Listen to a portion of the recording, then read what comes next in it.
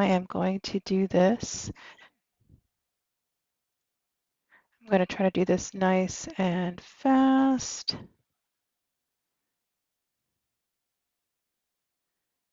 Get myself set up. And here we go. Okay, so what I'm looking to do here is basically go through this Government of Canada application. It's actually available right now. It's closing this evening. So if someone happens to be able to use this, then I'll be really happy about it. But yeah, I'm going to basically put on the hat of being a person who is applying from the outside of the federal government and how to basically go through, take a quick look through this poster and focus on the items that are most necessary at the first stage in terms of filtering, and then afterwards what you actually need to do to complete the application, and then some nice to knows. Whether or not we get to the strategic stuff, I'm not sure, but I want to at least get through the filter, and if it's not too long, then I'll keep going to the next step in terms of what you need to do. So let's get started. So first and foremost, like I mentioned, this is about skimming through the application to know where you need to focus your information. So if I'm coming from outside of the public service, then what I would want to be doing is obviously looking at salary. So is the salary here something that I'm actually interested in? Next, can I actually apply? Is this something that's actually open to someone like myself who doesn't actually work within the public service? And that's what you look right here at who can apply. And this is persons residing in Canada, Canadian citizens, and permanent residents abroad, which basically means yes, you can certainly apply. So those are done. Do I have enough time? I mentioned already that this one's closing this evening. The extent to which you have enough time is really going to come down to your experience and whether or not you have a done an application before. If you have things that are already prepared, you may have enough time. And then for some other people, it might actually take much longer. So it is something that you'll want to consider to see whether or not you have enough time. And definitely check the time zone as well. If you're not actually in the Pacific time zone, that means you have a little bit extra time, probably have about until 3 a.m. to make this submission. So that's that. Now, while it did say important messages, at this stage, you're not too worried because right now you're just checking to see whether or not this is something you can skim, take a look at, and actually apply to. So of course, education. Do you have the educational requirements? Now it says secondary school diploma, and then it says degree equivalency. In case that's confusing at all, it really just means you have your high school. Okay, if you have your high school diploma for this one, you're good to go. And the next, really the most important part is whether or not you qualify. Now, this is where people sometimes get a little bit tripped up, and it's really important that you pay attention to how the wording is laid out. So I'm just going to take a moment to actually read these ones here. Experience 1, experience working in an occupational health and safety OHS program. 2, experience in providing OHS advice and recommendations. 3, significant experience in researching and interpreting legislation, policies, or directives. Significant experience is defined as depth and breadth of experience normally associated with the performance of those duties on a regular basis for a period of approximately 12 months. However, a shorter duration may be considered based on demonstrated complexity and diversity of work handled, scope of work, and/or level of direct responsibility for a wide variety of complex files or projects. Okay. I read that all out because I think it's really important that you pay attention to the wording. Now, right here, they make mention of 12 months. Even though that's mentioned, the 12 months, you don't actually need a full 12 months of experience for any of these 3 experience factors. Let me explain.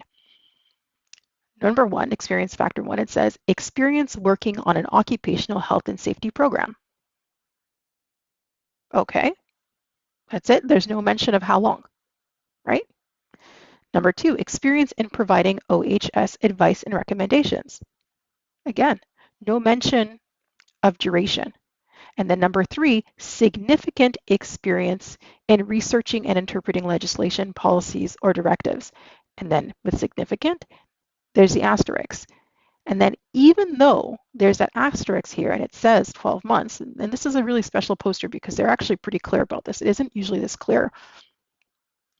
There's a qualifier here. It says, I think it says normally associated. There it is. Normally associated with the performance of those duties on a regular basis for a period of approximately 12 months. So it's normally associated. And again, this doesn't always happen. And so it's one of the reasons why I chose this poster is because it's very clear about the fact that it's not an absolutely necessary piece. And you always want to keep that when you're reading these posters to make sure that the language is that you're clear in your understanding of the language. Whether or not they're clear, that's a whole other story, but you need to make sure that you understand what they're saying. So any duration. The other thing that's also interesting about this one is that it doesn't actually say the period within which that 12 months or the experience itself needs to have taken place. What sometimes happens, often, there'll be a limitation to when you could have obtained the amount of experience that's required. For example, they sometimes say something along the lines of within the last 24 months, within the last 12 months, within the last 3 years. And that's not here. So this is a really, really broad poster. So quite a few people would actually be able to qualify for this one. Okay, normally associated, I mentioned that already.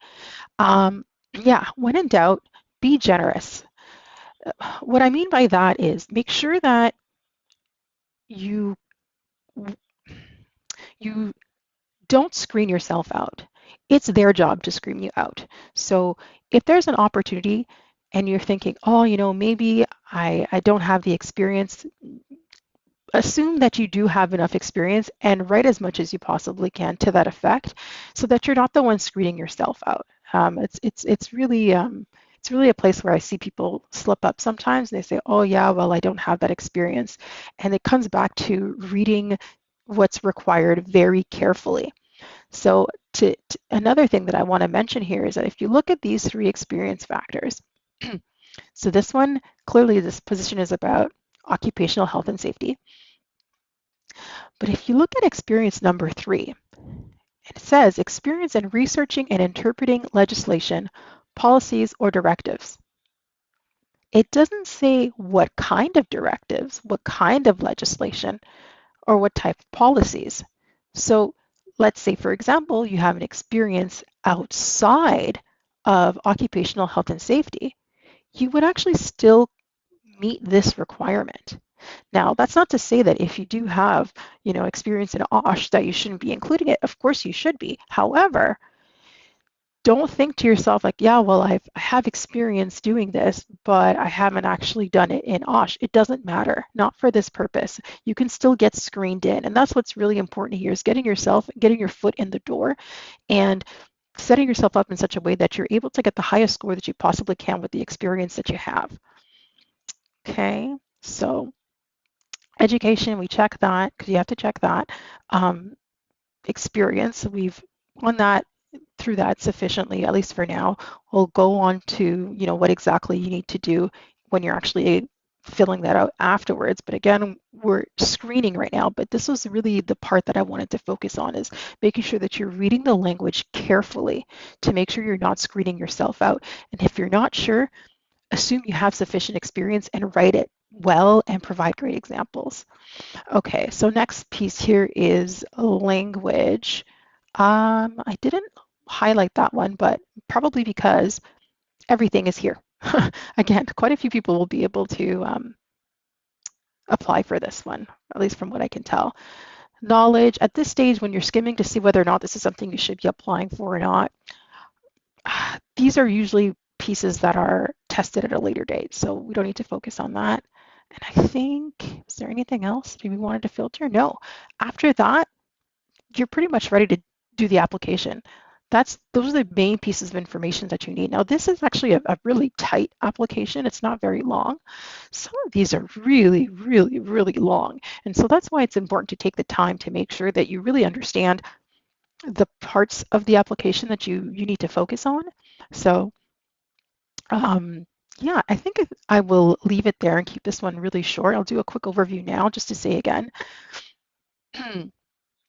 check for salary to see if it's within the range that you're interested in.